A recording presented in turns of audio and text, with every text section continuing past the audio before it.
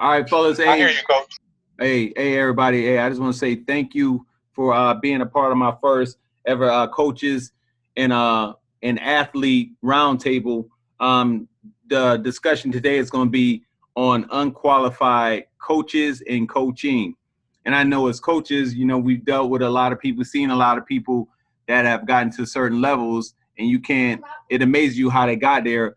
And as far as athletes, I know a lot of athletes look at a lot of coaches and say, like, you know, how in the world he even get there? So that can be on a lot of spectrums. But what I like to start off first is the purpose of why I'm doing this, man. The only reason why I'm doing all of this is that I'm training my son, man. But most importantly, I want him to learn not only just the physical scene, but the behind the scenes when it comes to boxing. Because boxing is a great sport. It's just like life, man. You get knocked down, you got to get back up. You got to keep going. So the purpose of why I'm doing this is to help educate other coaches and boxers and parents on the topics of boxing. Also to create a platform where top-level coaches, elite athletes, active and involved parents can collaborate and learn from each other's experiences and expertise. So that's what I'm doing. That's what I'm doing. That's the reason why I'm doing this. So before we start, I would like for everybody to go around and introduce themselves. And first, I'm going to go ahead and start off with my man up top right. That's Coach Daniel Grandy. Please introduce yourself to everybody. Where you coming from? What you've done, the gym, and any boxing highlights. Hey, most of these guys, man, we all know each other, but we're going to reintroduce.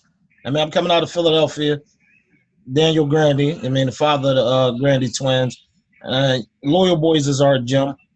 I mean, we're recently newly established within the last year. We've had a lot of success in this last year. We got about 3 Golden Glove champions and a couple state champions, a couple national champions, ringside champion. You know, we just been putting the work in and just trying to get it done, man. Me, myself, I come from a history of boxing background. You know, it's Philadelphia. Everybody in Philadelphia pretty much comes from a history of boxing. I mean, yeah. Long line of uncles that box, family members. I box myself. I actually grew up in between Joe Fridge's and James Schuler's gym and was actually had the pleasure of being trained by Mr. Val, who was one of Joe Fridge's trainers, myself.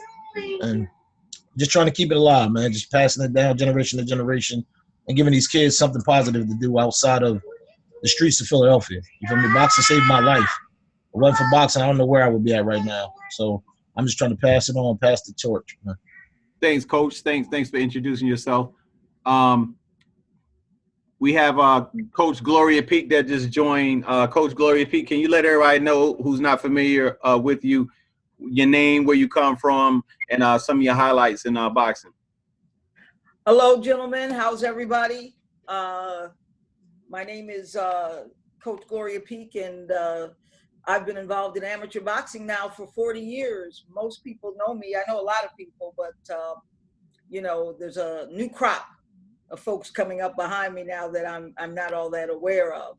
But, wow, I started out when I can honestly say there were no women in the game. There were no women definitely doing any kind of coaching of amateur boxers. And they definitely weren't anywhere on the international level, elite level, anything like that. I worked my way up through all of the possible levels that there is in amateur boxing, everything from the state, the national, the international level, all the way up to the Olympic level. And I've worked on the Olympic level now for, I don't know, it's got to be at least 12 years, 15 years maybe, that I've actually worked in that particular arena. Now I'm kind of retired. I say kind of because you can never get away from the sport. And I have not gotten away from it even after saying I was retired.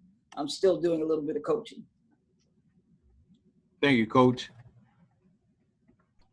Next person, Coach Jay from Coach Jeremiah. Can you let everybody know about you?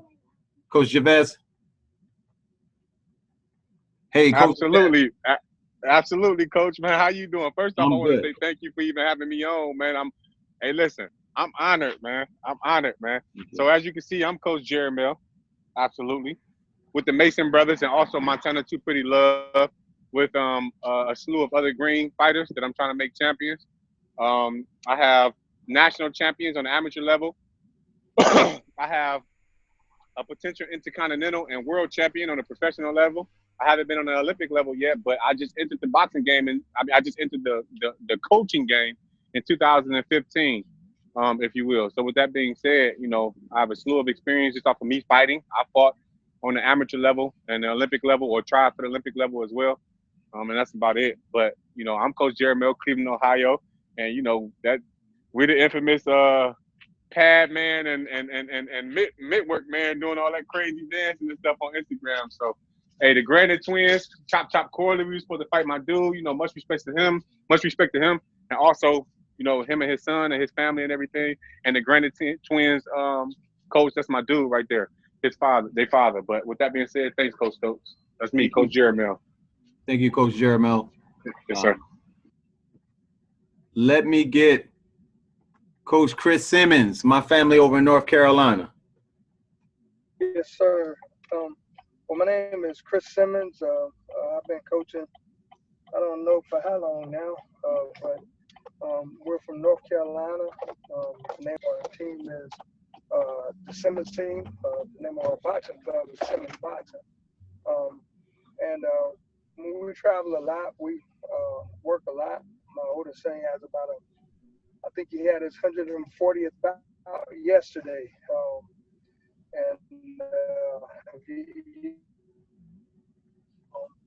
Man, I haven't had any sleep in the last 3 days, so we've been putting that work in. But we have more national champions, pretty much every tournament out there, and it's really hard. I've learned boxing from my coach, Anthony Bradley, from Fayetteville, North Carolina. He was the Army boxing team captain, and just, you know, I picked it up from there and started growing, you know, and been trying to get as educated as I can and gain more knowledge. I truly believe that the boxers can only go as far as their coach can take them, you know, so I keep trying to get more knowledge so that I can take my boxers higher and higher. Thanks, Coach. Last but not least, we're gonna my man DeMarcus Chop Corley. He is the only athlete on the panel today. Chop, thank you for joining us today. I appreciate it, Coach. How y'all doing out there? Good. Oh boy, I mean, it's an honor and a pleasure to be here, talking to a lot of great trainers out there and coaches.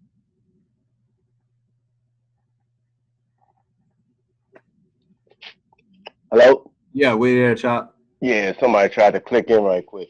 Okay. Yeah, I'm going to sit here at this round table and learn some knowledge from these great trainers that we're looking in front of right now. Me, I'm still fighting, soon to be a trainer, soon to be a promoter, but I take my hat off to all y'all, man. Thanks a lot. Thank you, Chop. Hey, everybody. Let's dive right into it. The discussion is going to be about unqualified coaches and coaching. And I'm sorry. Let me let you guys know who I am. My name is Steve Stokes. I fought. I've got 31 years in the game. I fought. Out of Rochester, New York. The lady that's in the top right-hand corner, Gloria Peak, is the one that started me the boxing. So, you know, I went from there to boxing for the Marine Corps boxing team, and then, you know, I ended up getting out. Now my son. Chop, go get my tea out the refrigerator on it. So with that being said, let's jump right into it, fellas and ladies. Unqualified coaching. Who would like to stab on that first? Anybody? All right, Coach Jeremiel, you go ahead and go first, brother. I'm sorry. I'm in the gym, but anyway, I mean, I know I'm kind of young in the game to be speaking about unqualified coaching, but you know, I just want to share my experience with one of the with the coaches or whatever. you know, one thing that bothers me as far as an unqualified coach is someone that's not transparent or real with their fighter, man. You know, I was in the Nationals and I was watching the Nationals from New Jersey because I travel. I teach doctors and nurses and surgeons how to work in the system, and I articulate how to work in the system. But anyway, I was out in New Jersey and I seen my boy Abdullah, which is a 3-time national champion now. Since I've got him 2 years, I've only had him 2 years. And I just was listening to the coaches on the background because I just pay attention to everything. And I was listening to the coaches on the background and I was just listening to them say, "That's right, get him, get him, get him." And the boy was swinging wild and crazy. And one thing I don't like, as a matter of fact, I'm going to speak specifically. In D.C., I was in D.C. and one of the guys, he's gotten better, but one of the guys fighters in D.C., I was sparring, my boy and him was sparring, and he just looked crazy, throwing wild-ass, stupid punches. And one thing I don't like is if your boy or your fighter or your girl is not doing great, don't say it. That's super undisciplined. That just shows that you just got into the game as a coach just to get into the game. And I hate to get on here fussing, Coach. I apologize, but that's my main thing. Right. You know what I mean? It's annoying to hear, like with your son and my son. When I see my son doing something bad, and my son just dropped the 7-year-old with a right hand twice in the gym. Mm-hmm. A good fighter. So I'm just saying that to say he's super strong. So I'm just saying that to say he's only 8. I'm just saying that to say that if you're not qualified as a coach, my thing is damn, bro, take a back seat to somebody else and see if they will qualify you as a coach. Right now, we don't have any rules or anything to go by to make you a coach nowadays. Now you can go sign up, get your book, and now you're a coach. You know what I mean? Right. And it's just so annoying because it kind of unravels or it kind of sends back what, you know, the talents that I have or other coaches on this panel right now, like you and your son. It kind of reverses what we're doing, in the grand scheme of things. You know what I mean? So that's one thing I would say. Coaches are not as transparent as they were back in the day today. That's what I would say. That's great. Anybody else would like to chime in on that? Coach Peak, hold on, Coach. Go ahead, Coach. Yeah, I liked what that brother said.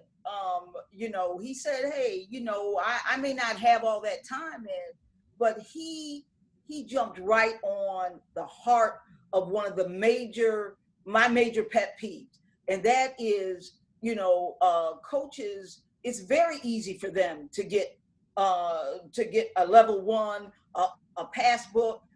They put the passbook in their pocket, they put a towel over their shoulder, and they go out there spouting nonsense because they don't know the game. They don't know anything about it. The reason he's hearing them say that in the corner and just shout, yeah, go ahead, get him, knock him down, throw this, because they don't know what to say to their athlete. They don't know how to give them instructions, on specifically how to go in and strategically stop an opponent or how to win the game, because they don't know any of the basics of it. And there are a lot of those coaches around. I see them not only on the state level, I'm seeing them up on the national level. And it just amazes me because they also set their athlete up to get hurt. They set their athlete up to fail as well as to physically get hurt. And right. When you try to help the coach or you try to say something to them, they immediately, get an attitude because they don't want to admit that they don't know. So they're not open to learning. Right. Okay. And I believe that if you're going to lead as a coach, if you're going to be a leader, you must first learn how to follow. If you don't know how to follow, you really can't be a leader, because that means you're not open to learning. You're not willing to learn, the things that you need to learn in order to, develop a great athlete or to provide that athlete with what they're looking for to help them fulfill their dreams. So that's really one of my big pet peeves is these coaches that are perpetrating as coaches. Right. Let me ask an athlete that. Chop. Yeah. You're a very seasoned athlete, and I know you've dealt with a lot of people. Can you, from an athlete's point of view, let us know when you see an unqualified coach? Because there's a lot of them out there. How can you tell an unqualified coach? I look at the way they react with their fighters, and that's very important. In boxing, it's all about the basics. That extra stuff, that's just extra added to the sport of boxing. It's the basic jab, cross, hook, and your uppercut, and learning how to move your head and place your punches. But when the trainer starts telling the fighter, hey, you got to do this, you got to do that, that's too much added on to what the fighter already know how to do. He's programmed from the beginning. Right. The basic punches. Now you're starting to add more programming to a fighter where they don't need all that. They need the basics and let them progress their skills from the basics. Mm-hmm. Anybody else want to carry from there? Coach, Yeah, Coach, I got you, bro. Grandy. I mean, my biggest, man, you had this discussion. My biggest pet peeve with these dudes is it's the arrogance, man. That plays a big part in these unqualified coaches' arrogance. They don't want to take a back seat and learn. I mean, it's like as simple as this. You ain't gonna get a dude that fix TVs to fix your car. So you got to start somewhere in order to learn what you're doing. Being a student of the game, you can never stop learning ever. Like you're a student for life. This thing's a life fraternity right here. And a lot of these guys, their arrogance gets in the way. And I'm gonna say from a minor level of dealing with children, I deal with it daily because of the popularity of my children, where people bring their kids and they're willing to let their kids die in the ring to prove a point to me. Now, me as a coach, you know me, I'm the one that usually steps in and be like, nah, that's enough, and stop the work when it gets overwhelmed. But a lot of these dudes, they won't do that. They're trying to prove a point to themselves. It's not about the fighter. They're trying to prove a point to themselves or live vicariously through somebody and do what they set out to do that they couldn't accomplish. And that brings a big stain to the sport of boxing. I've seen it time and time out where the situation is, again, it's overwhelming. And you got to know, part of being a good coach is you got to know when to hold them and when to fold them. If it's overwhelming, stop it. Like it's always tomorrow, especially in sparring. And I see it in sparring a lot. I recently went through this. A guy brought his kid up a year and a half ago. He boxed one of my sons. My son got over a little bit on him. I personally stopped the work because I seen it was too much for the kid. Now we fast forward a year and a half later. The guy made a social media video about me and said we set his kid up, which is completely false because I'm the one that stopped the work. Again, that's the unqualifications and the arrogance. You were willing to let your child get hurt in order to prove a point. Me personally, I'm not. I'm not willing to let any child get hurt to prove a point, or any fighter for that fact. I think that's the biggest part of it. Like it's the arrogance and knowing your lane and knowing when to step in, when to stop, when to pushing, when not to pushing. If you've never been in predicaments where you had to lead before, it's almost impossible to lead. You got a bunch of dudes now that watch boxing on TV and I'm a coach. Like that's not the way this works. You had to have some type of walk through this life. You didn't per se have to be a fighter, but you had to at least been around boxing, been in the gym, like something. Like the qualifications have changed, man. It's kind of sad.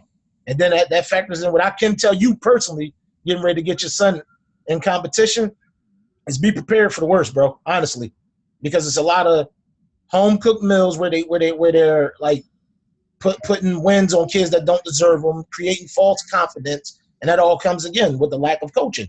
They chasing kids that they think they can beat. They're not giving these kids the proper tools they need to make it to the next level, or fighters per se.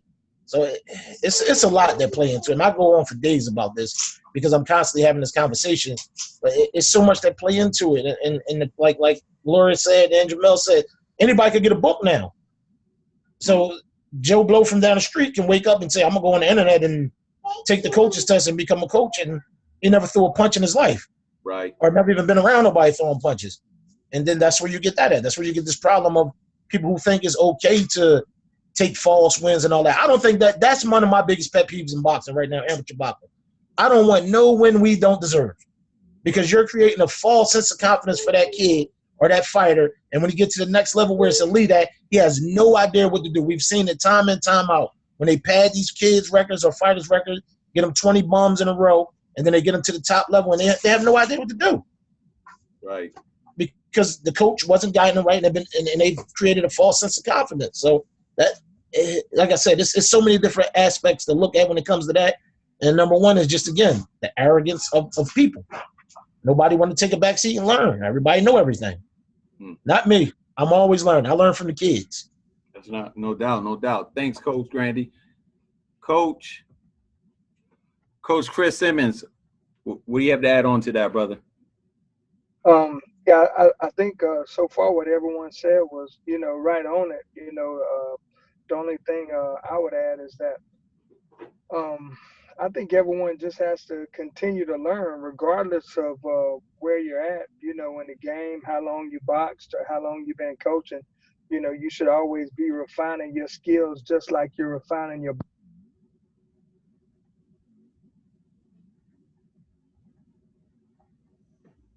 Coach, is your mic on? You shut off. Can't hear you. Did your mic get cut off?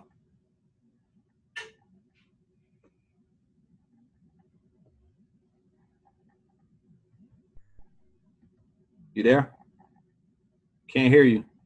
Can anybody hear him? Okay. Can't hear him. Well, all right, Coach. Once you figure that out, let me shoot a question to Chop. Chop, this is what I want to know. You are a dad, and you are a father, and soon to be coach and promoter. How are you going to go ahead and structure that when it comes to your son? Well, the funny part about it is, I mean, my 6-year-old, he wasn't the first one into boxing. I have 3 other ones that are fighting as well. I have a 26-year-old who is a pro. He got 2 wins. No, 1 win, 2 losses. And then the 20-year-old got 1 win, 1 loss.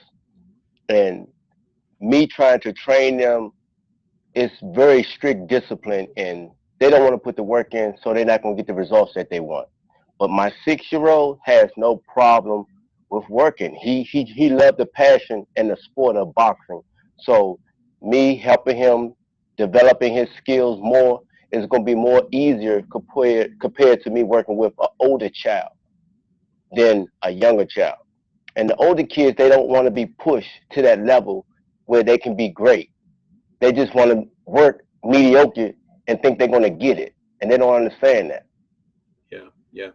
Do you think you did something different this time with your youngest child instead of your oldest? Yeah, something very different. As my older kids were growing up, I was still fresh in my career. I had won the world title, won the 2nd world title, and I was in and out of town, in and out of training camps, and I wasn't home to make sure they were being trained by me properly. And they were at other gyms with other trainers, and they seen how the other fighters was fighting in the Mayweather Shield Philly style with their hands down, and they wanted to fight that kind of way, so they picked up them bad habits. So when I came back to work with them, they had already adapted to their right hand being down. I'm like, that ain't the way we fight. But that's how everybody fighting in the gym now. I'm like, but you're not everybody else. You got to be different. Everybody can't fight like Floyd. No one is going to be as great as Floyd. So don't pick up them bad habits. So it was so hard for me to break them out of them habits, especially the 2 older ones. Now my 17-year-old, the one who put the P in my coffee, that one, he still is fighting. He just got finished playing football for his school, so he'll be back in the gym in another week or so. And he hasn't picked up them bad habits the way his 2 brothers have.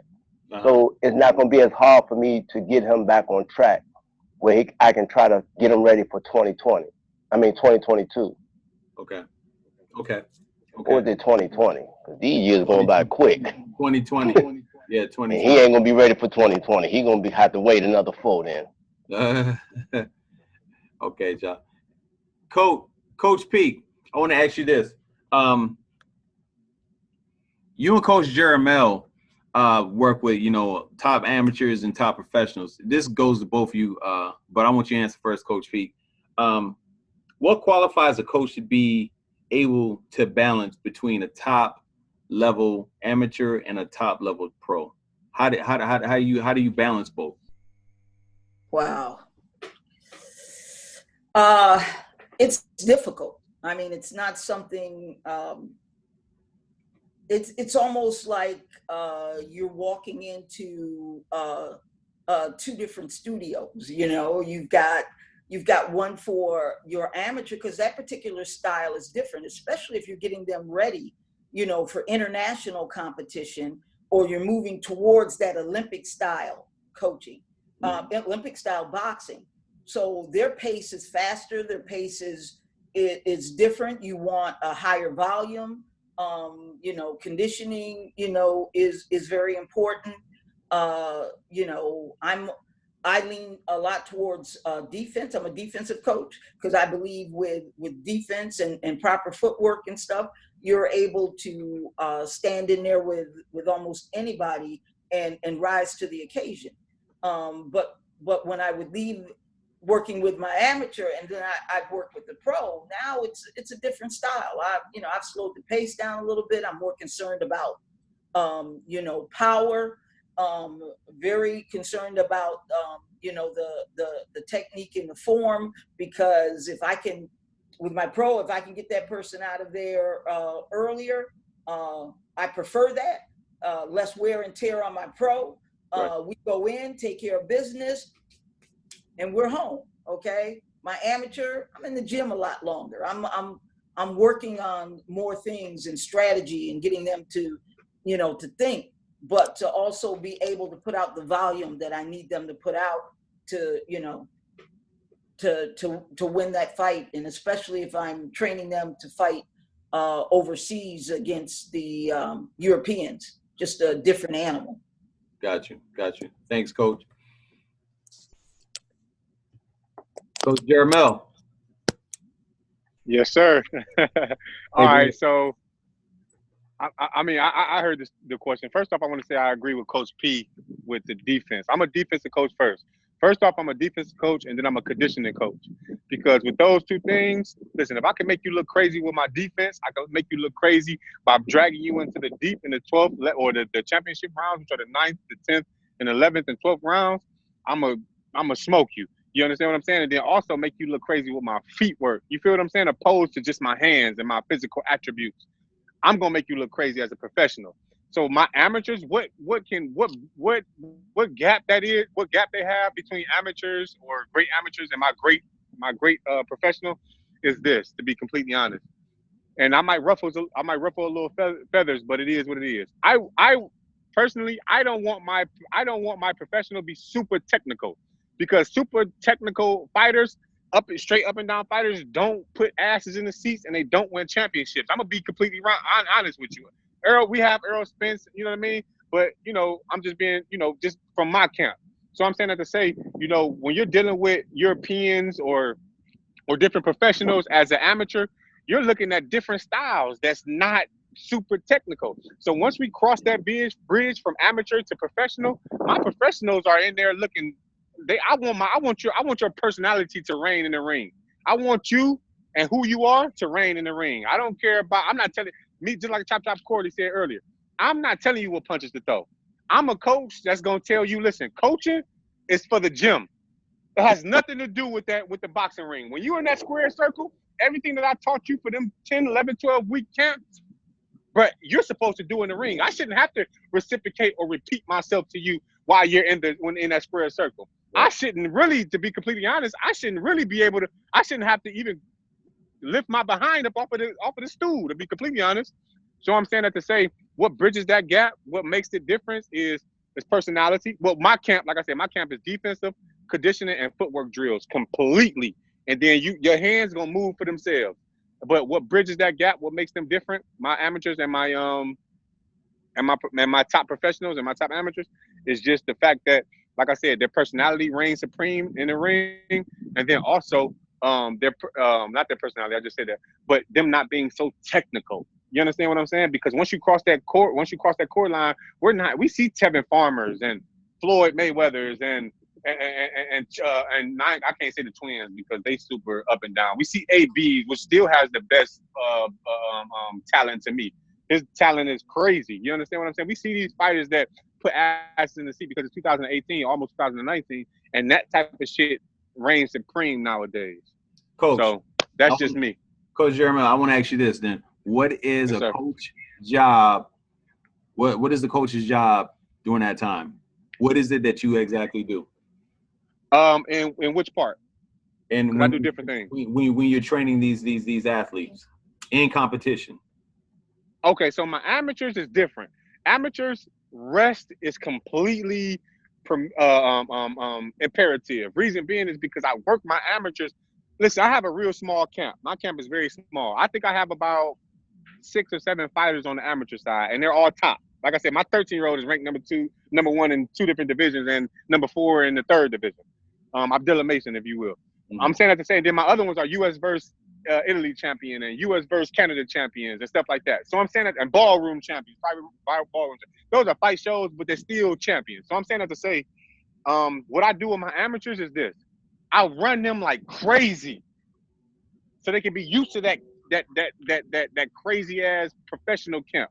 As a matter of fact, my amateurs, all 5 of my amateur brothers went to Tevin Farmer's gym and outworked the shit out of Tevin Farmer. But I'm not name dropping. I'm just saying that to say he'll be able to tell you too. The Mason brothers came through.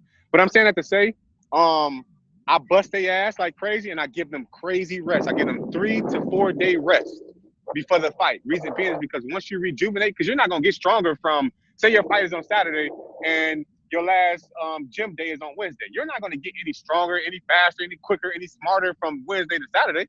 So everything that I taught you from that day going forth is what we're going is, you know what I mean, is what's legitimate. And then with my professionals, rest is crazy too. Like with Tanner, the small things matter with Tanner. The small things matter with Tanner. And he has to start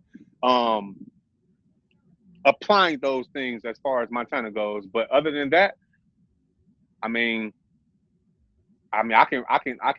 expound on what the small things are, but that's as far as my amateurs go. You know what I mean? The rest is the key with them. I run them and then I rest them for 4 days, and then they feel super strong when they're ready to fight. Gotcha. And that's my key. I ain't gonna lie, that's my secret. Thanks, Coach. Coach Chris, we back now? We back? Can you hear me? I hear you. Can you hear me? Yes, sir. Hey, Coach, what is your job exactly doing the tournaments with Chris and Norman? What is it? What are your days like? What are you exactly doing during the tournament? Well, during the tournament, we really don't have a super set schedule, but pretty much what we do, we wake up in the mornings, go to weigh-ins, eat after weigh-ins, and then I let them relax a little bit. And those guys, they like to play video games. I guess every boxer is different, but speaking on those two, they like to play video games and just sit around and relax, and then they take a nap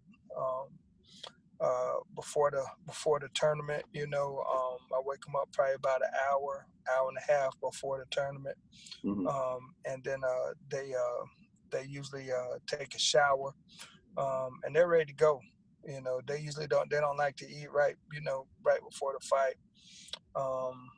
And we go out and perform, and after that we'll go eat. And a lot of time though is spent, just talking with them about what they're trying to do, what's their goal. If we know the boxer, what are some key things that we do well that will allow us to gain an advantage. So pretty much we talk a little bit, and we don't have a real big complex thing that we do. We don't have rituals before the fight. The only ritual that we really have is to get a shower right before the fight, so they feel really fresh and ready to go perform. And then our workout, our warm-up is dynamic, to really get them ready to be explosive. And then we always eat after we finish boxing. We always eat. That's a ritual too. And then we work out at night too. We always work out. We do probably about maybe a half to 3/4 of a workout, a regular workout every night at the tournament. And that's just, their bodies are used to it, and that's what they like, and then we go to bed. But that's our tournament schedule when we're out on the road. Okay, because you and brother Grandy, you coach your sons. He has his twins, and you have your 2 sons. Coach Grandy, I want to ask you this, man. Both of you guys have been successful. You and Coach Simmons. What qualifies a father to coach their child? I mean, basically, again, having knowledge of the sport is first and foremost, but knowing that line of, we've all seen it. We've all seen the father cross the line with his child where you can overpush. You see what I'm saying? So you have to have a fine-tuned system, not a made up, or any system you got to stick to, but your system would fit you and your child. The father knows his child. Case in point, I mean, we watch boxing. We all watch boxing. We've seen how much success these father-son combinations have had over the years. It's honestly, in my opinion, it's been the most successful when you factor in Floyd Mayweather's, Roy Jones's, and all those dudes trained by their dad. They've been super successful. So it's just knowing that the limitations of where to push your child, when to take off, and you have to. This is my opinion. You have to be able to take other advice and have someone around that those kids can turn to in times where they're tired of you. It happens. Being a father coach is going to be a time where your child is going to get to the point where he don't want to listen to you. You daddy all day. You daddy at home. You daddy about school. You daddy in the gym. You daddy every day of his life. So for me, it's important to have my team around. I build a nice little team around us where I can take days off for my kids. I let my man train them. I have a coach. As you seen when you was up here with us, I'll pass it off to them and let them deal with it for a few days. It's just that balance, man. That balance is very, very important if you want these kids to succeed. I mean, if you looking to be a amateur star and that's all you worried about, then hey, some of these dudes that they're fine with temporary success. Me personally, I'm looking at the long haul. So I want to build a foundation of who I can trust around my children, as well as I'm always be the head coach, but I want to build a foundation around who I can trust and who I can bring in and who I can help.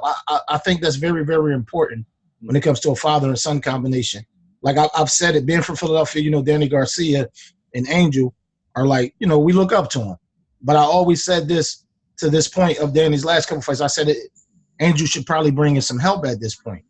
He did a great job. I'm not taking away from nothing he did. He did a great job.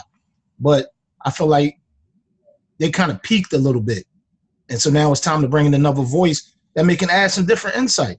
That's part of, again, not being arrogant and knowing that we don't know everything. No coach knows everything. If you knew everything, you have 1 million world champions and it'd be successful beyond your imagination, everybody be undefeated. We never seen that. So with that being said, you got to be able to bring the help in. You got to leave the arrogance at home and try to get the kid or fight it to the next level. I want to get to the next level by like any means necessary, meaning I'm not going to limit my children for my own arrogance. I mean, that's very, very important. Very important. And again, having that other voice, man, and that for me, it's worked out a lot lately. I recently, last week, took my sons down to Brother Hamza Muhammad, who's Stephen Fulton, the school trainer. He's a good friend of mine. Mm-hmm. Drop him off. I'll go about my business. He trained him for 3 days. They trust him. I trust him. You see what I'm saying? So it's just that balance. We went to Jersey yesterday to spar. It showed in my son. He went up there and put on a whole show. I mean, because he getting different aspects of the game. It's not just me constantly, son do this and son do that, son do that. It gets overwhelming for a child, especially on the children's level, because you're dealing with children. So it's just, like I said, knowing that balance, man. Very, very important. Thanks, Coach. Coach, speak. Hold on. Coming to you, Coach. Go ahead, Coach. Coach, can you hear me? Coach, speak. I can hear you. Go ahead. Okay. I just wanted to piggyback. I like what Coach Grandy said about his kids and being able to know when to, take time and stuff. Mm-hmm. Also, what I'm hearing too, which is what I think is very important for coaches to have, because I've seen a lot of coaches who are in the game, you know, for themselves. It's all about them, you know. But when you have that compassion, you care, the compassion for the sport and the game, but the compassion for, you know, your athlete, your child, whether it be your birth child or it is the child you have in the gym, you know. And you know, I've helped raise a lot of kids. I've helped raise a lot of boxers. And, you know, I know a lot of coaches may not agree with me, but I feel in order, you know, to be a great coach and to be an elite coach, that compassion has to be there, that love for both the sport and that love for the athlete. You care about them. You care about them, you know, more than you're going to give your best and everything that you have, you know. And, you know, I've been fortunate to raise, you know, a lot of great boxers, you being one of them, Steve, and many others that I've had the pleasure, you know, to work with. I have a young man now who's going to be my first Olympic boxer, and that's Keyshawn Davis, who now fights for USA Boxing. He's ranked #1 in the 132 pound division. He's now fighting for the USA team. But him, his brothers, and many others, I had started them when they were 8. Okay, I raised them. They were just, I mean, I felt they were just like my kids, no different. Okay, the only difference was they weren't living at my house at night. Well, most of the time. They were living at my house. Okay, I take that back. Yeah. Yeah. But I mean, if you know, you see what I mean. I think that's a very important aspect of the game. Thank you, Coach. I want to move on to a different subject. I'm hearing everybody saying, you know, USA Boxing and what's been going on, you know, is it the officiating? Because it sounds like not only bad coaching and bad coaches, but bad officiating. Coach Jermel, please elaborate on that. Hey, you know what, man? I'm unmuted, right? You can hear me? Yeah. You know, man, I've been told by the Mason brothers' father, man, my brother, man, he told me, Valiant, as a matter of fact. He told me not to speak on this as much, but bad coaching and bad officiating, bro. I'm not gonna even lie to you, man. You know, as far as amateurs, I was in a position where I wanted to contradict my boy's style, man, just to win a fight in the fight show. And now my boy's sitting up here now. Look at him. They peanut head butts, man. All national champions right here. But they you know, it's both, to be honest, bro. And I hope this doesn't rub anybody the wrong way, but it is, man. The bad coaching and the officiating. I see, as far as officiating, I mean judging. I seen some boys win some fights, man, as far as what I thought was a great fight. And the decision went the other way completely. First off, and then another thing too, Coach P, amazing shoulder workouts. Coach P, amazing on what you did with the Davis brothers, man. Amazing, man. Keyshawn is amazing, man. Absolutely. We watched him in the tournament the other day. I was like, oh shit, he's amazing. But anyway, I believe it's both, man. To be completely honest, officiating and bad coaching. Like you see me on Instagram when I was commentating, man. You know, so yeah. Coach, thanks, Coach. Coach Simmons, we talked about this last week, man. Could you add on to that? Man, you know, you guys know we compete everywhere. We go everywhere. We compete in other countries. We compete all across the United States. And some states, I mean, we pretty much won't even fight in anymore. If JOs go through that state, we won't even compete. I don't even care. I mean, some of this stuff is bordering on racketeering. I mean, because these guys are making a financial profit. They don't know that they're actually breaking federal laws. And I mean, they have agreements. They're working this stuff out, and they're cheating, going along. And I mean, I've talked with some people about it. You know, you have some things where they collude together. Certain states collude together, and I mean, there's some pretty bad cheating going on, man. You know, and I ref, I judge, I'm a coach, and there's some really good refs, and there's some really good coaches, and there's some really good judges. But then there's some out there, and everybody knows who they are, you know, but nobody does anything about it. And you see these decisions, these people aren't. There's no mechanism put in place, you know. And I've talked to Mike Campbell. I've talked to Bo. I mean, some of this stuff is just outright ridiculous. You talking about level 3 officials that you know are refereeing boxing matches, and I mean they are pretty much ignoring any infractions from certain boxers from certain states. I'm not going to call out any names, and I'm not going to call out any states, but we know some states, you hear their name called all the time, and they've got all the officials. They come to all the tournaments, and I think that there's just a lot of work to be done on the national level. One thing that I will comment about USA Boxing that I'm very proud of, that I'm glad they did, which was bringing the ranking system for the officials. I thought that was a great thing, you know, to hold them accountable. You know, the only thing that I have to say about that, though, is if myself and Coach Pete and Coach Grandy, if we all, you know, were together, and Coach Roy Bell and I'm sorry, and Coach and Caramel. I'm sorry, I can't hear you that well. Oh, I'm sorry. You saying the coaches, Coach Grandy, Coach Jeremel Sims, and Coach Peak, and other one is DeMarcus Corley.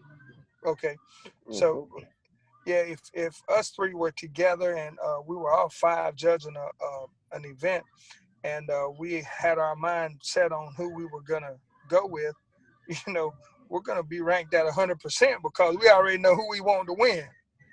So, you know, I always say that every system that man can put in place, that someone else can, you know, do something to trump that system, or you know, or make a mockery of it, you know. But I'm glad that USA Boxing is trying to put some things in place, you know.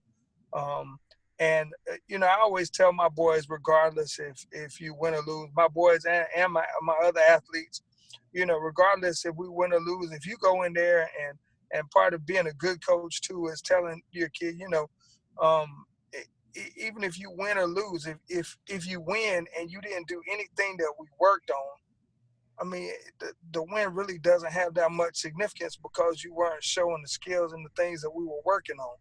You know, now if you lose, if you don't get the decision, regardless if you get the decision or not, if you go out there and work on all the things that we worked on, and you making improvements from your last competition, you know, then to me, I mean, you're winning, you know.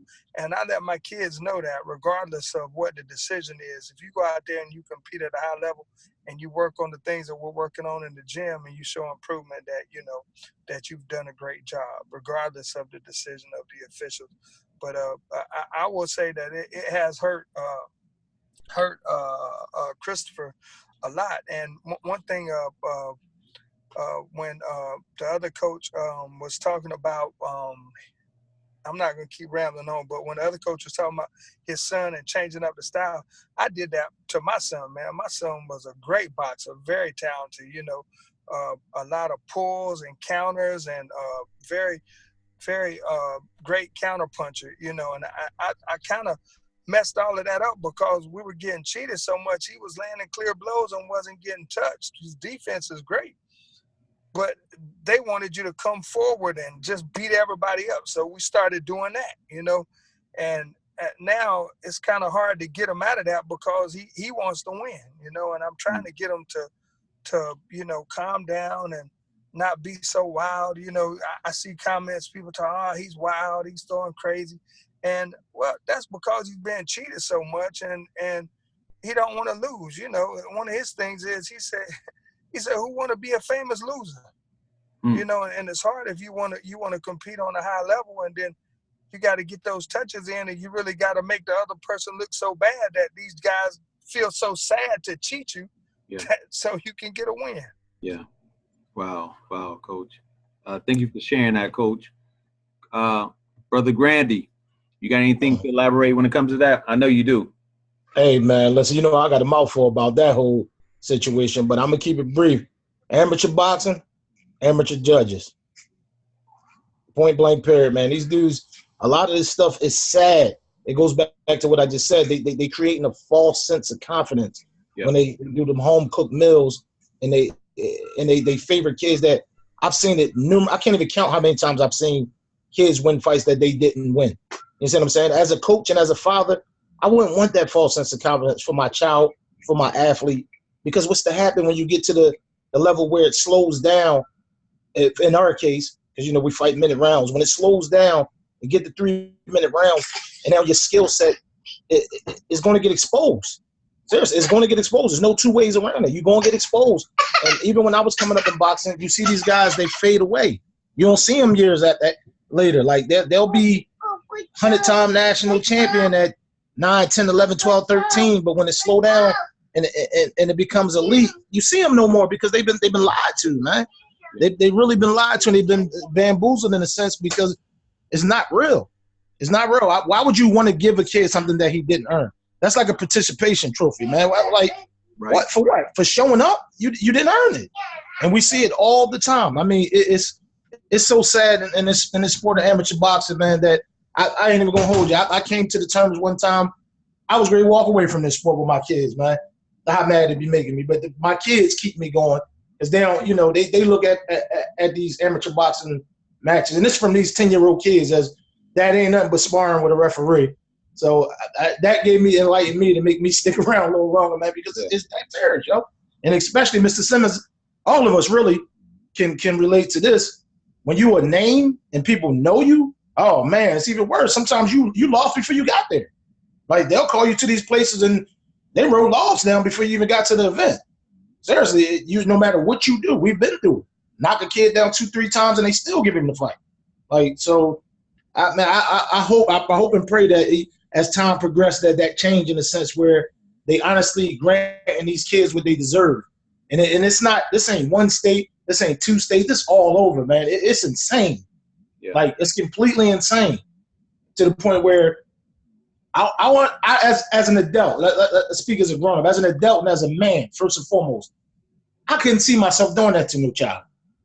I couldn't see myself doing that to no athlete. I couldn't see myself doing that to no fighter, man. The person that wins should win. I call boxing, amateur boxing, the only sport where you can win but lose. Like, it's bad, yo. It's real bad. That's why I said to you personally, from me to you, getting Diesel ready to compete. I know you a solid dude. I know that, man. You spent time together. I know that for a fact. They're going to test you, bro. They're going to test your patience. It's going to get tested. You're going to have to be – every bit of humbleness is going to have to remain in you because it's going to be sad. It's going to come times where your son dominates somebody. I seen your son's skill set. And they're going to hold the other kid hand up. Now, as a coach, father, and just an all-around human being, I'm telling you, it's a test, man. It can rub you the wrong way. And I'm not perfect. I've had situations where I flipped out. I mean, most heard of that, but that was in the beginning. As I grew now, I learned that you got to expect these things, man. I don't know. I don't even know how to paint that picture. I guess they try to create champions on paper. I don't know, man. I have no answer for that one. But it definitely happens all the time. I appreciate that, man, because everybody that's on this panel, man, has been 100 with me, and they told me, like, you know, prepare for the worst, man. You know, prepare for the worst, but expect the best. You know what I'm saying? If that makes sense. And I appreciate that, man, because I know it's dirty. I know it's dirty, and I see what goes on. But before I get to you, Coach Peak, I want to ask Chop the same question from an athlete's point of view. Thanks. Go ahead. What's your question? My question was officiating. I know it's different on the pro scene, but how bad is it that, you know, that you experience when it comes to officiating, man, or, you know, looking from the inside, you know, outside looking in as an athlete? Well, I experienced it earlier with my my older kids. I haven't got a chance to experience it with little Chop yet, and it brought tears to my eyes when you see your son go out there and win win the fight, win all 3 rounds, and he don't get the decision. I mean, I was in the bathroom crying. He like, Dad, why you crying? I'm like, because what they're doing is not fair to these fighters. So he was like, it's okay. It's just a sport. I'm like, yeah, but when they taking stuff from you, and I explained to them, you're not going to always get the decision. Even when you win, you're not going to get the decision. And I had that in my career, so I'm used to it. But when it happens to my son, I just like, I don't even know if I want to keep y'all into boxing. But eventually, they grew up and they just took care of business as they got older. But I really got to look out for it now because I got a 6-year-old that's about to be boxing also in the next 2 years. So I thanks for the heads up. Right. Thanks, Shop. Coach Peak, can you please elaborate? Yeah, I want to speak to all the coaches on the panel. Gentlemen, being in this sport a long time, I've seen the changes over the years. And, it's gotten worse and worse and worse. And I look at USA Boxing, and I look at who's running USA Boxing. Who are the people who are at the top, who are running the organization? Take a good look, because I'm here to tell you, 99% of them are not individuals that know the game. They don't know anything about the sport. Most of them have never been in the sport of boxing. They're in the sport of boxing for the money, okay, for the admiration, and for all the gains that they're able to get, both, financially and politically in that particular arena, okay? The majority that carries this sport is Black and Hispanic. Yet look at who's running the sport. Look at who's at the top, okay? We're never going to get the benefit of the doubt and the nod if it continues to stay the way it is. It'll take a long time. Yes, they're doing a little bit here and there because you do have a lot of coaches who are complaining about the officiating, which is horrible, okay? About the officiating, also about the way they have organized how boxers move up in the ranking system, how the different tournaments determine, whether or not you make the Olympic team. Because I'm here to tell you, before the Olympics hit, at least a year or so before the Olympics hit, they pretty much, the people at the top have already decided who they wanted. And it's not always the best fighters. Why do you think we've looked so bad over the last 10, 12 years? We went from the top of this game to almost the bottom when it comes to our Olympic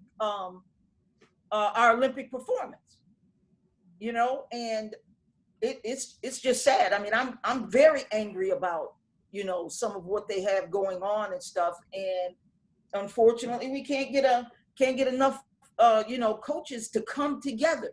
Coaches won't come together, not even for simple things like working together to help, advance your athlete. Everybody's concerned about, oh, you're going to steal my guy, you're going to do this, you're going to do that. No, we need to spend more time, coming together to strengthen our athletes and strengthen the sport that we love. I love this sport. I haven't been able to walk away from it. Okay, that's why I've been in it for 40 years.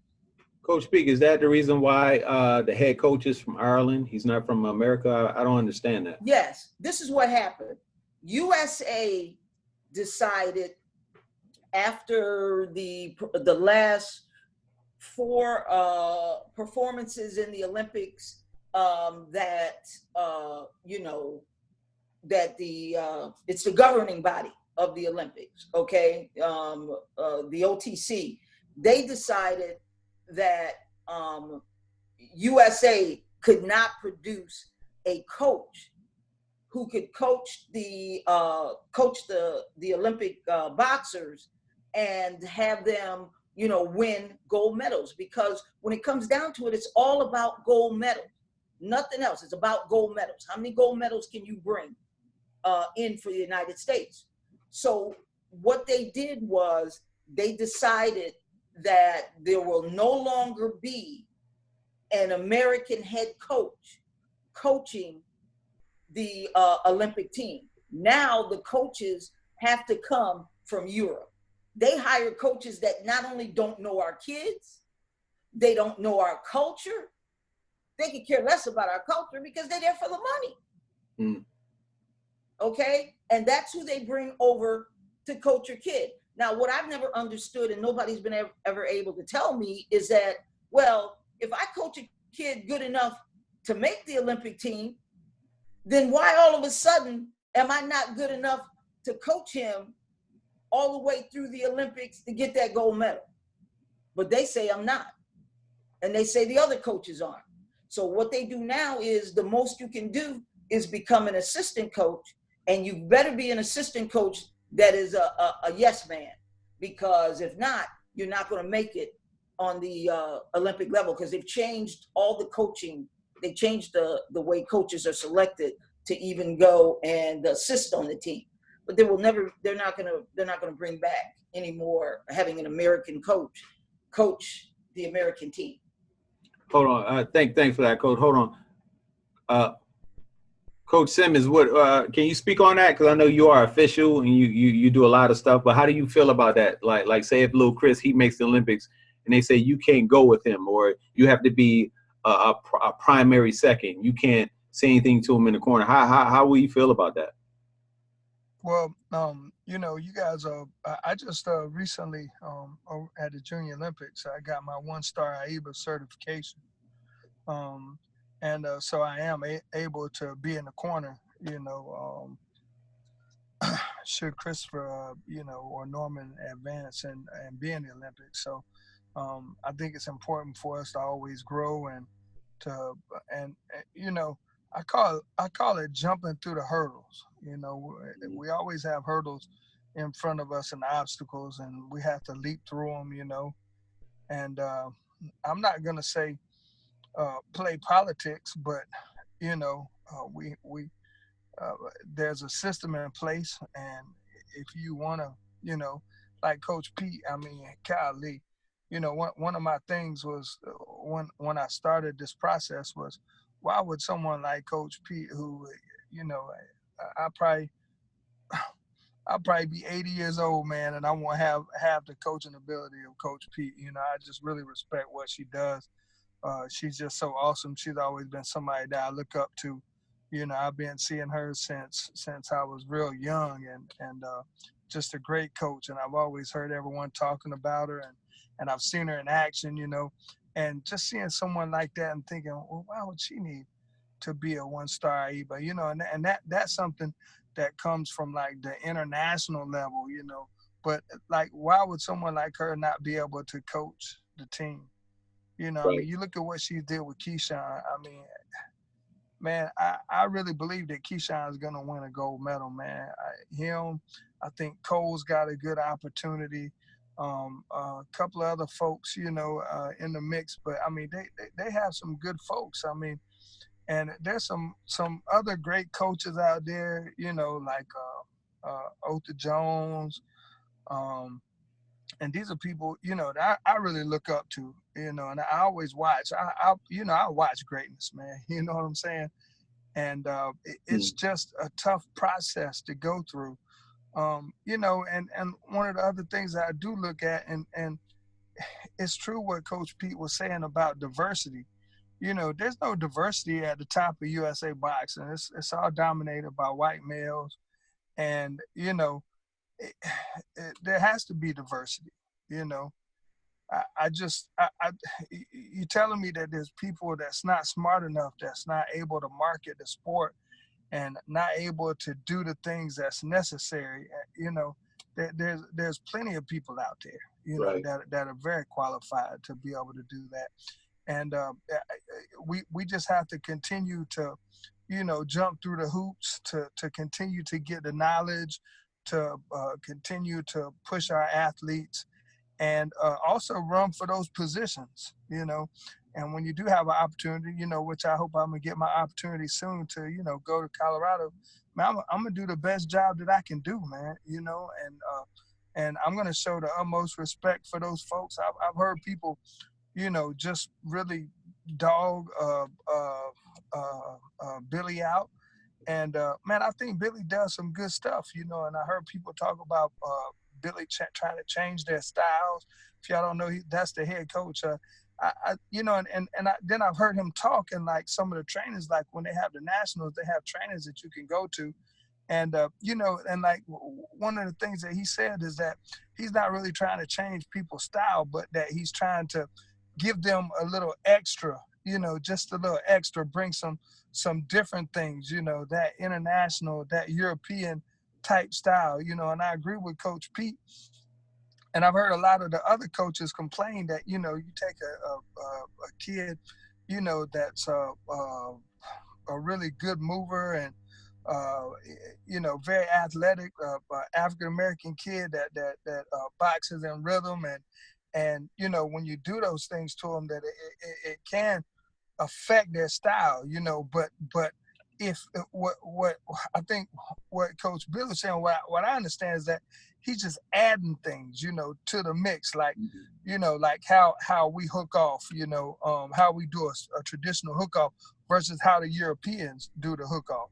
You know, that simple thing, adding that to a boxer like Keyshawn, which, I mean, his hooks are great, man. And you add that little twist and that little turn to get that quick angle, and then right back on the attack. I mean, those are just little things that just, you know, can give you a competitive advantage. So I see everything what people saying. I'm not meaning to just ramble on, but I see what everybody's saying in this thing, you know, but us as coaches, we still have to, you know, continue on and progress so that we can be the best that we can be, and so we can try to get in those positions. And I would really like to hear what, you know, Coach Pete has to say about that. All right, hold on, Coach. Coach Pete. Me? Yeah, Coach Simmons would like to hear your view on that. Well, you know, I like the fact, I want to thank him for, you know, his nod to me and everything. And I appreciate that. And I think, you know, his saying that, you know, when he gets his opportunity, he wants to get up there and get into that arena. That is great. That's what I'm talking about. That's what I want to see. More of us, okay? More of us, you know, up there, a part of that organization, you know, at the top. And I don't think, you know, I think major changes can be had, you know, if we are there, because, you know, we're bringing the knowledge to Billy and them. The athletes he's getting, you know, we've already developed. And yes, I hear him saying, you know, and I've heard him say, I've talked to Billy, I've heard him say, well, I'm just trying to add some stuff. And I think it's great, because international boxing is a little different. And I started introducing that to my athletes when they became what I call advanced and elite athletes. I started teaching them that international style, because my expectation was that they would go on and fight on the international level. And so they needed to know some of that style. But I still feel that more of us, more coaches like me and him and the other coaches sitting around this table, you know, need to be involved on that level. We need to be up there, because we bring a whole lot to the table that makes a difference. And also, you need to be credited for that, not someone else being credited for, you know, your hard work and what you've done to develop your athletes. Thanks, Coach. Ladies and gentlemen, before we finish up, I want to ask you guys each this question. I'm gonna start with my bro Danny. Hey, Danny. We all know boxing is a lifestyle, of course. You know, people say dedication, but it's a lifestyle. You know, how do you keep updated, keep fresh, keep inspired to keep doing what you're doing to inspire people, to inspire those kids, the athletes that you work with? What do you do on a daily, man? Because this can get very cumbersome. It can get to a point where it's daily routine, and you just you can fall out of love with it. What do you do exactly to keep you motivated? I mean, for me personally, Coach, that's an easy one. It's just the fact, like I said, of wanting to help these children. I mean, not just my own children, but children in general. I have many children in my gym, and I just want to guide them in the right direction, man. I grew up single mother, raised by my mom. A lot of these kids I get in the gym, they're bored by their mom. I mean, and they really don't have any guidance. Like, not to say a mom can't guide a son, but they don't have that balance of both parents, a mother and a father. Yeah. And sometimes, or not sometimes, a lot of times the coach plays that father figure, or Miss Gloria case, that mother figure, to what these kids need. And the discipline that comes from boxing. I tell everybody that walk in our gym, and this is a daily thing I tell them, every kid is not going to become a champ. Every kid is not going to become a boxer. But what you can leave from here with is life discipline, and know that hard work takes you a long way in life. Just that simple. You know what I'm saying? So I'm just motivated through the youth, man. Just seeing these kids pick the gym over the streets and not taking some of the paths I took in my life. Like, I wasn't no angel, and I did a lot of wrong growing up. I don't want to see them repeat that. So if you don't give back and try to guide children, if you have the ability, then it's like pointless. And in our situation, we have the facility, we have the ability, we have the following, and it's just giving back, man, and putting these kids on a platform. And hopefully one day, if I save one of them, I feel like I did my job. Definitely, no doubt. Thanks, Coach. Chop, can you answer that question for me?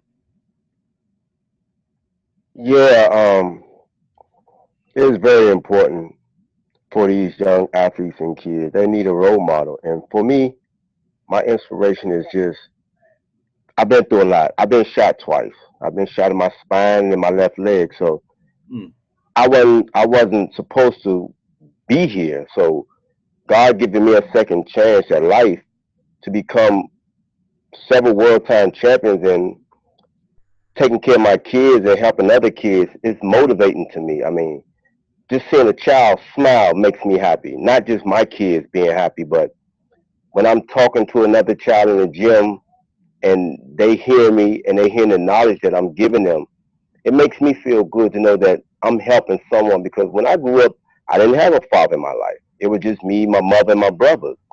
And boxing really changed my life, and it kept me alive, being off the streets. Thanks, Chop. Thanks for sharing. Coach Jeremel, you still there? Yes, sir. Brother, could you elaborate on that?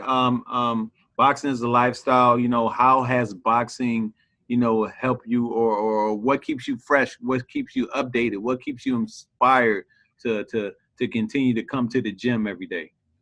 Absolutely. It's just a change. Can you hear me? I can. Okay. Honestly, it's just a change. I love what Coach Grandy said with the Grandy twins, and I love what Chop said as well. But to be completely honest with me, it's all about honestly making a change just in a different way. I want to affect the community, with my discipline. When I walk in the gym, the gym owner is like, damn, my boy is here because you bring a different twist to the gym as far as discipline. Because in Cleveland, Ohio, our boys don't have that particular discipline, if you will. So with that being said, that's my main thing, is bringing that particular twist to the gym, bringing that particular twist to the community. It goes deeper and further, like my wife always say, it goes deeper and further than just putting on a pair of gloves. You know what I mean? It's more so me, honestly, like I said, making a difference. And I want to be able to, establish the household with their particular roles, meaning I want to be able to show the man that, listen, bro, I don't take nobody into my camp unless that fighter has a father that's active in their life, and not just active, but actually was going to actually, financially, as far as monetary goes, support this brother, as far as moral support this particular fighter, you know what I mean? Or if it's a female, and I want the woman to play the particular role, because I get a lot of women that come in and say, hey, yo, listen, I don't want my son. He's too pretty. He gets punched in the face too. I don't want to hear that. Mama, step out the gym and don't come back then. You understand what I'm saying? And nothing from Coach P, but I want to be able to establish the actual roles of the house with my talents. So if my talents can't edify the community in general, I don't want to do it. So that's what wakes me up every morning and say, hey, yo, Coach Jeremy, get in the gym. Is the fact that I can switch the roles or actually put the roles back in their prospective places. I want the man to come in and say, damn, my boy got punched hard, but he got back up. And I want the woman to come in and sit down and just watch so she can see what a warrior actually does. Am I saying a woman cannot be a warrior? Absolutely not. But what I am saying is I want the man to be able to step back up with my talents, and I want the woman to take her prospective roles as well. So that might ruffle a few feathers, but that's just me. My man. Thank you for keeping 100 with me. Coach Chris, could you elaborate, brother? Well, what keeps me motivated, there's a couple of things. I just love for the kids to have a place to go where they can be exposed to a father figure, a coach, someone that's gonna, care for them unconditionally and help them to reach their goals. I love it, the young ladies in my gym and the boys and the men and the women. It's a great thing to see them progressing and see them build camaraderie in the gym, and it's a family atmosphere, and it's really great. As far as like my own boys, we sat down and had a family meeting, and we talked about goals and things that we wanted to do. And one of the things that really drives me, and it's not per se the money figure, but it's what my boys said that they wanted to do. They said that they wanted to be the first set of brothers, not to win championships, not to be world champions in this division and that division or Olympic gold medalists and all of that. They both said that they wanted to be the first brothers to make $1 billion a piece in boxing. And I was like, oh, that's what y'all want to do? I said, wow. I said, okay, well, I said, that's a big goal. So I said, how do y'all want me to support you in that? It's like, well, we got to go to fights and we got to get experience and we need to see people from around the world and we need to get this different training. And so, that keeps me inspired, what they said that their goal is and what that they wanted to do. So, me, I just love being a dad. I'm a coach too, but I really love being a dad, and I want to support my boys and whatever it is that they want to do. If they come to me tomorrow and say, hey, let's scratch that goal. I want to be a doctor, and the other one say he want to be an engineer. Well, now we're going to go to robotics school. We're going to go do some other stuff, but I'm still going to keep my gym open, and I'm still going to help the other kids. So it's not just for my kids. So it's for the community and anybody that will come. We would love for them to be on this road and this journey with us. Thank you, Coach. They say it takes a village to raise a child, and that's what you're doing. I appreciate you for doing that, Coach. Thank you. Coach Peak. Yes. Can you please tell what has been motivating you for the 40-some years that you've been in the game? What's been motivating me has been the kids who have walked through my door. Both the young men and the young women. And there's been a lot more of the young men than there has been women. And I've been motivated by the kids coming through my door who were, looking for a place to belong, a family to belong to, someone to help them, find that clear definition of where they wanted to go, what they wanted to do, someone to guide them, to give them the discipline, that they needed. And, and I've been able to do that. And I understand that, to me, it's like raising a child. And, you know, it's optimum to have both the male and the female there in raising a child. And unfortunately, there's a lot of homes in which there's either only the female or sometimes only the male. So, you know, in my gym, it becomes important that, you know, I also try to provide that male counterpart to me as well, you know, and it's hard to find. It's hard to find good coaches. It's hard to find, you know, coaches that I can truly train and discipline so that they can, you know, they can come up and do the things that's needed to do to provide that balanced family in the gym. So, you know, I'm definitely aware of that, and I also try to bring that to the table as well. But as long as there's kids out there and they have a need, they need someone to help guide them. They need someone, you know, to provide them with a place to train, a place to eat, whether it's a place to sleep, whatever. I'm gonna be there.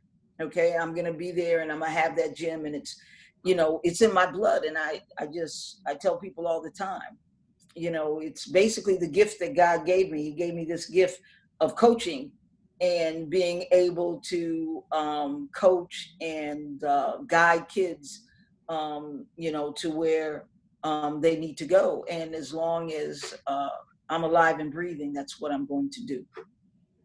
Thank you. Well, you know, I want to do a sum up. I want to wrap up the things that we talked about today, and I really appreciate all the knowledge from everybody. Boxing is the only sport that you can win and still lose. And that was deep when you guys said that, because it's the truth. You can win, but you definitely still can lose. A lot of things that need to be changed when it comes to that, when it comes to refereeing and stuff like that. I think the first thing first is that we definitely need to step up as a people and get more people involved when it comes to behind the scenes, not just coaching and being an athlete, but, you know, being a referee, being a timekeeper, whatever it is. You got to do that. You got to do that first and foremost. What makes a qualified coach? Compassion for an athlete in the sport. Because if you don't have those things, you're going to go off to the left. You can go down the wrong direction. Respect for the sport, definitely. Open to learning from anyone and everyone. And I see that with a lot of coaches, man. They become jaded. I walked inside of a gym, a guy that's very well known out here in California, and he was totally jaded because he saw a black family walking up into a Hispanic or a Mexican gym, and he didn't know what was going on. That was totally wrong. Be transparent. Being transparent is definitely something that me and my wife talk about a lot, you know, where they can see you and knowing what's going on. Need to be able to adjust. Respect the basics. Basics is the key. There's a lot of kids out there that want to shoulder roll like Floyd and fight like Floyd, but they don't even know how to throw a basic jab and how to step behind a jab. They don't know those things. And once you learn those basics, then you can go ahead and try those new things. Knowledge of the sport. Understand that all is not fair in boxing. And that's one thing that I know me as a new dad and coach is definitely going to learn the hard way. I'm pretty sure I'm going to be talking to each one of you guys, Grandy, Simmons, Jeremiah, Coach Peak, Chop, you know, I'm pretty sure. And I'm pretty sure you're going to go through it yourself, Chop, with your 6-year-old. Have a team of good coaches. And that's the reason why I'm doing this, because all you guys are close together. And, you know, I would love for all you guys to connect with one another. I mean, you in Philly, you in New Jersey, North Carolina, D.C., you in Ohio. So you guys are really close to each other where you can travel. And I'm pretty sure all you guys can give each other good work. Good communication. You got to have good communication, because without good communication, things are not going to go well. You're going to have a breaking barriers all the time. Control your ego. And that's one of the most important things, not just as an athlete, but as a coach. Because if you don't control your ego as a coach, you definitely going to get somebody hurt up. Must be able to work with other coaches. I know there are a lot of cliques when it comes to boxing, but you got to have that team that you definitely can go to and have readily at your hand. And you got to have balance. Everybody got to have balance. So with that being said, I'm about to go ahead and end this, conclude this, but I want to go down the line. Anybody I'm start with Daniel Grandy. If you have a social media information that you would like people to contact you, please go ahead and let everybody know right now, Coach. I mean, all of us on here, like I said before, Coach, we all kind of know each other a little bit, but I'm gonna throw it out there anyway. We Grandy Twins. Everything is Grandy Twins for us. Again, that's me making this not about me. It's about the children. So everything is Grandy Twins. Grandy Twins on YouTube, Instagram, Facebook, website, everything. I mean, and I'm open. Open communication for everybody. Each one of these guys, I pretty much know personally and had some type of encounter with. And they'll tell you I'm open book, man. I try to keep it humble as possible, and like I said, open communication, man. I appreciate the love from each and every last one of y'all. I mean, and again, I'm a student of the game. I'm going to keep learning. Hopefully, I can accomplish one day what Miss Gloria has accomplished, what Chop Chop has accomplished, what everybody has accomplished. Gloria, you know I love you. So, I mean, open communication, man. Anytime. Miss Gloria, we're going to make a trip out there soon to you. We got to. Okay. Twins asked about you. We're definitely coming. Appreciate it. And she got sparring this week. You need to link up with him, Coach. Okay. Hey, Chop. Yo. Social media info for everybody so they can follow you, champ. Yeah, it's all over Chop Corley. Chop Corley website is being rebuilt. My Instagram is Chop Corley. My Facebook is Chop Corley. I'm just here to help the kids, man. I have my own merchandise. I'm branding my son with his own merchandise. It's just about branding yourself and making the right connections to open up more doors for other kids as well. Thank you. Thanks, Chop. Coach Chris, information to get in contact with you, brother. All right, yeah. You can reach me at Big Red NC on Instagram, or Chris Simmons on Facebook, and Coach Simmons NC on Instagram. Man, thank you for having me on here. I appreciate it, and it's great to be on here with Chop. Man, he's a great athlete, and the other coaches, Coach Pete, Coach Grandy, and Coach Jeremiah. I know I'm saying his name wrong, but he's an awesome coach too, and got some. I keep saying it wrong. I'm trying to get it right, but and I met him, several times, and man, just a great coach. Got some great athletes, great boxers. Thanks, Coach. Coach Jeremiah, brother, let us know your social media info. Absolutely, man. First off, I want to say thank you to my boy Chris. Man, I appreciate you, man. And shit, tell your son to keep fighting, bro. Flat out, man. You know what I mean? Once you get him back, it's gonna be some hell to be working with. I'm gonna tell you that right now. And I appreciate you being on here with Olympic coach and national champion coach Coach P. Along with my boy, the Grandy father, the Grandy twins. Keep doing what you're doing with your boys, and Chop Corley as well, along with as well as my boy Steve Stokes. Man, you my boy, man, absolutely. So you can find us at Kingdom's Fitness. Okay, I have the Mason Brothers at the Mason Brothers, and also Kingdom's Fitness, man. I just got my wife a home healthcare agency. I know this off the subject, but that's Kingdom's Care. I'm just building a whole lot of businesses under that umbrella. You understand what I'm saying? Yeah, no, so with that being said, man, Kingdom's Fitness, Grandy, and the Mason Brothers. Thank you to Grandy twins, my boy Stokes, the amazing coach P, and also to my boy Chris, along with the champion, two-time world champion, DeMarcus Corley, man. Chop. Hey. Coach Peak. Last but not least, can you hear me? Why it says our iPad is? Hello? Yeah, I hear you now. You good, Okay. Coach? Okay. I want to thank you for bringing me onto the panel, and thank all the coaches. It was wonderful having them, share all their different aspects and everything with me. I've learned a lot, and I definitely appreciate that. Hopefully, I'm an open book. Anybody can reach me at any time.